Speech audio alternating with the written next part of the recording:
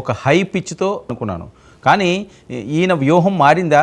ఇంకా మాటలతో కాకుండా వైసీపీలో ఏదైనా తప్పులు జరిగితే వాటిలన్నింటినీ కూడా చిట్టా తయారు చేసి డైరెక్ట్గా కేంద్రానికే పంపించి ఇబ్బందులకు గురి చేసే విధంగా చర్యలు ఏమైనా తీసుకోవడానికి కొత్త వ్యూహాన్ని ఏమైనా పన్నారా ఏంటి? సార్, ముఖ్యంగా ఏదైతే పవన్ కళ్యాణ్ గారి స్టాండ్ ఇప్పుడు కాదండి, ఎప్పుడు ఒకే రకంగా ఉంటది. అవతల వ్యక్తికి మాట్లాడుకోవడానికి ఏమీ లేక వ్యక్తిగత విమర్శలు చేస్తాడు. అయినా సరే మీరు రిప్లై ఇవ్వకండి, సబ్జెక్ట్ లో మీరు గ్రిప్ తెచ్చుకోండి, డిబేట్ స్థాయిని పెంచుకోండి. వాడికి ఇక ఏరే ఆప్షన్ లేక నా పెళ్లిళ్ళ గురించి మాట్లాడతాడు. మీరు మాత్రం ఎవరు మాట్లాడారో వారి శాఖల గురించి మాట్లాడండి, వాళ్ళ పనుల గురించి, వాళ్ళ పనితీరు గురించి మాట్లాడండి. అది అస్త్రానికి ప్రత్యస్త్రం అనేవాడండి. సార్ ఎప్పుడు చెప్పిన ధోరణితోనే ఇదే రోజు నిన్నటి సభలో కూడా మళ్ళీ అదే పాట, పాడిందే పాట పాచిబండ్ల దాసరా అన్నట్టుగా మళ్ళీ అదే వర్షం. మరి ఆయన ఏమన్నా సమాధానం చెప్తాడా? పోనీ ఆయన తరపున మేమేమన్నా సమాధానం చెప్పాలా అంటే ఆయన చెప్పరు, మమ్మల్ని చెప్పరు. అప్పుడు స్టాండ్ ఏంటి? ఆయన అసలు ఏం చేశాడు? అసలు నన్ను మాట్లాడే స్థాయి ఉందా? నువ్వెంత, నీ బతుకెంత, జగన్ అని అన్నప్పుడే ఆ స్థాయి పోయిందండి. నీ గురించి నాకు మొత్తం తెలుసు జగన్ అన్నప్పుడే ఆయన స్థాయి పోయిందండి. జగన్ ఇక నువ్వు గద్దె దిగిపోతున్నావు గుర్తు తెచ్చుకో, ఆయన స్థాయి పోయిందండి. వచ్చేది టీడీపీ జనసేన కూటమితో ప్రభుత్వం, ఆయన స్థాయి వెళ్ళిపోయిందండి. ఇంకా కూడా ఆయన అక్రమాలు దౌర్జన్యాల గురించి ఏదైతే మోడీ గారికి లెటర్ రూపంలో రాశారో అది మనందరికీ తెలిసిందే. నా గురించి మాట్లాడారండి, నా భార్యల గురించి మాట్లాడారండి, నా పార్టీ శ్రేణుల గురించి మాట్లాడారండి. ఇవి గొప్ప గొప్ప వాళ్ళు చిన్న చిన్న సమస్యల్ని పట్టించుకోరండి. తోలు మందంగా ఉన్నవాడే రాజకీయంలో ఎదుగుతాడు, రాజకీయ నాయకుడిగా కాగలుగుతాడు. సో అటువంటి విషయాల్లో నిష్ణాతుడైన వ్యక్తి ఎన్నో నిందలు స్వీకరించి రాష్ట్ర భవిష్యత్తుకి 4 అడుగుల ముందుకు వేయగల సమర్థవంతమైన నాయకుడు మా అన్నని మేము గర్వంగా చెప్పుకుంటామండి. అదే రకంగా నిన్నటి రోజు రాసిన లెటర్ లో పర్సనల్ ఏమి ఉండదండి. మొత్తం ఏదైతే రాష్ట్ర భవిష్యత్తు గురించి, స్కీముల గురించి, స్కాముల గురించి, నొక్కే తొక్కలో బటన్స్ గురించి మాత్రమే లెటర్స్ రాయడం జరిగిందండి. సో అంతకు మించి ఆయన మాట్లాడు, రోజా గురించి మాట్లాడే మా అమ్మల్ని అరుస్తారండి. నీకెందుకు రోజా గురించి మాట్లాడుతావు? పర్యాటక శాఖ గురించి మాట్లాడుకోవడానికి నీకేం సబ్జెక్ట్ తెలీదా అంటూ ప్రతి ఒక్కరిని నిందిస్తారు.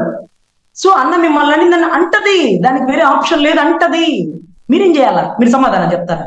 మీరు ఎలా చెప్పాలి సమాధానం? మీ డిబేట్ స్థాయి ఎందుకు పెంచుకోవాలి? మీరు కూడా ఎందుకు తగ్గించుకుంటున్నారు మీ స్థాయిని? మీ స్థాయిని ఎందుకు తగ్గించుకుంటున్నారు అంటూ మమ్మల్ని అందరినీ చివాట్లు పెడతారండి. రోజా గారి గురించి మేము కౌంటర్ ఇచ్చినప్పుడల్లా మీరు తప్పట్లు కొడతారు, కానీ అధినాయకుడు తిడతాడు. తిట్టి శాఖ గురించి మాట్లాడు, అక్కడ ఏ శాఖలో ఏం జరుగుతుందో స్కాముల గురించి మాట్లాడు అంటూ ఒక సబ్జెక్ట్ అండి. నాదెండ్ల మనోహర్ గారు రోజుకు ఒక సబ్జెక్ట్ అనర్గళంగా చెప్పట్లేదండి. బ్యాగుల్లో ఎంత స్కాము, బూట్లో ఎంత స్కాము, బైజూస్లో ఎంత స్కాము, టోఫిల్లో ఎంత స్కాము, ఏది పేదలకు ఇచ్చే ఇళ్లలో ఎంత స్కామ్ జరిగింది.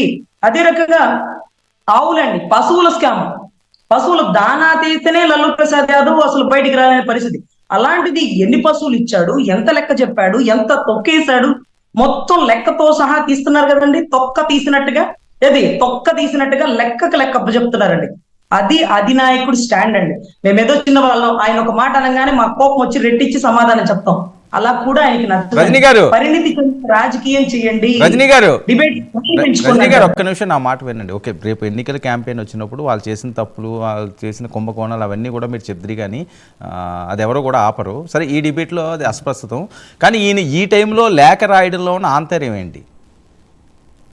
లేఖ రాయడంలో ఉన్న ఆంతర్యం, బీజేపీ కలిసి వెళ్తుందా, బీజేపీ విడివిడిగా వస్తుందా, బీజేపీ పవన్ కళ్యాణ్ గారితో కూడి ఉంటుందా, లేకపోతే ఈయన రాసిన లెటర్ కి బీజేపీ రిప్లై ఇస్తుందా అన్న మూమెంట్ లో నరేంద్ర మోడీ గారు లాంటి వారే నా వెనకాల పవన్ జీ ఉన్నారని చెప్పింది మరొకసారి నిరూపిస్తూ ఒక లెటర్ రాశారండి. ఆ లెటర్ ఒక పెద్ద సెన్సేషనల్ అయింది. దాని ఆంతర్యం బీజేపీ జనసేన కలిసి వెళ్తుంది, జనసేన టీడీపీ కలిసి వెళ్తుంది, ఈ ముగ్గురు మొనగాళ్ళలాగా ఒకేసారి దాడి చేయబోతున్నారు, ప్రజాస్వామ్యాన్ని కాపాడతారని. మోడీ గారితో మీటింగ్ ఎప్పుడు? పవన్ కళ్యాణ్ గారిది. రజనీ గారు, మోడీ గారితో మీటింగ్ ఎప్పుడు పవన్ కళ్యాణ్ గారిది? సార్ అడ్జస్ట్ చేస్తారు సార్, ముందే తొందర ఎందుకు? In front there is a crocodile. Time లేదు కదండి, సమయం లేదు మిత్రమా అన్నట్టున్నాయి. ఆంధ్రప్రదేశ్ ఎన్నికలు 10వ తేదీ ఏదో నోటిఫికేషన్ అంటారు. ఇంకా మీరు వస్తాది చూస్తాము అంటే అవదుగా. ప్రజాక్షేత్రంలోకి వెళ్ళిపోవాలి, సక్సెస్ రావాలి అంటే. ఆల్రెడీ అభ్యర్థుల ఎంపిక ఖరారైపోయింది. ఎవరు ఊహించని వ్యక్తులు అభ్యర్థులుగా రాబోతున్నారు. అది పీకే సర్వే గారితో రానున్న ఎలక్షన్స్ రణరంగంగా జరగబోతది. నిష్ణాతులైన వాళ్ళనే, అనర్గళంగా మాట్లాడగలిగిన వాళ్ళనే, చదువుతో కూడిన విద్య ఉన్న వాళ్ళనే, నేర చరిత్ర లేని వాళ్ళనే, రాజకీయ బ్యాక్గ్రౌండ్ ఉన్న వాళ్ళనే మొత్తాన్నిగా తీసుకుంటారు. అభ్యర్థులు ఖరారు అయిపోయింది సార్. సంక్రాంతికి ముందుగానే అభ్యర్థుల ఎంపిక జరగబోతుంది. అదేంటి ఇంకా ఇద్దరు నేతలు మాట్లాడుకోవాలి, ఎవరు అభ్యర్థులో చూడాలి అంటున్నారు, మీరేమైనా ఖరారు అయిపోయిందని స్టేట్మెంట్ ఇస్తున్నారు? సార్ పీకే సర్వే అయిపోయిన వెంటనే అభ్యర్థులు ఖరారు అయిపోతుంది సార్. ఆల్రెడీ అయిపోయిన దాన్ని మళ్ళీ షార్ట్ లిస్ట్ చేసుకుంటారు. షార్ట్ లిస్ట్ ఎందుకంటే వైసీపీలో గోడలు దూకే వాళ్ళు ఉన్నారు కదా. గోడలు దూకే వాళ్ళు ఉన్నప్పుడు చివరాఖరులో ఇతనికి ఇద్దామన్న సీటు త్యాగం చేసే త్యాగమూర్తులు ఉంటారు ఆ టయానికి పాపం. అటువంటి సీట్ల కోసం ఇంకెవరెవరు గోడ దూకడానికి సిద్ధంగా ఉన్నారు అన్న దానికోసం కొన్ని సీట్లు ఖర్చు వేసి అలా పెట్టారు. ఈ సీటుకి వాడు వచ్చేలాగా ఉన్నాడు, వాడు వచ్చేస్తానంటున్నాడు, ఈ సీటు నువ్వు వదిలేసుకోమ్మా అతనికి ఇచ్చే. ఇప్పుడు పార్టీ ఎజెండా ప్రజాస్వామ్యాన్ని కాపాడమే కానీ నీ పార్టీనా నా పార్టీనా అనేది కాదు. ఓకే రజనీ గారు మీరేమో త్యాగమూర్తులు అంటున్నారు, సీఎం గారు ఏమో త్యాగాల త్యాగరాజు అంటున్నారు. సార్ ఎవరు ఎన్ని త్యాగాలు చేసినా రాజ్యం కోసం, రాజ్యాన్ని గెలుచుకున్నోడు రాజైతే రాజ్యాన్ని, రాణిని, బిడ్డని వదిలేసినోడు గౌతమ బుద్ధుడు.